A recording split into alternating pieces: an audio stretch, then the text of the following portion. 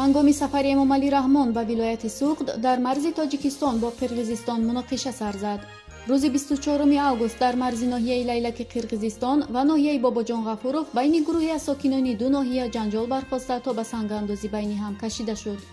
ҳамчунин муноқишаи байни сокинони маҳаллаи хоҷаалои ноҳияи исфара ва маҳаллаи коктоши ноҳияи бодканд бархостааст, вале мардуми ду тараф оромона пароканда шуданд.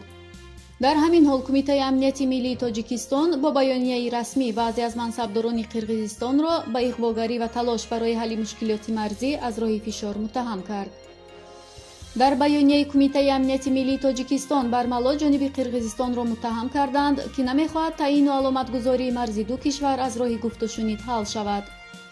марзи байни тоҷикистону қирғизистон 976 километр аст ва токунун 504 километри он муайян ва аломатгузорӣ шудааст. баҳсу гуфтугӯ сари манотиқи боқимонда солҳост идома дорад, вале бенатиҷа. аз ин сабаб дар минтақаҳои баҳсталаб ва номуайян сокинон барои обу чарогоҳ, роҳу бозор ҷангу даъво ва борҳо хунрезӣ карданд.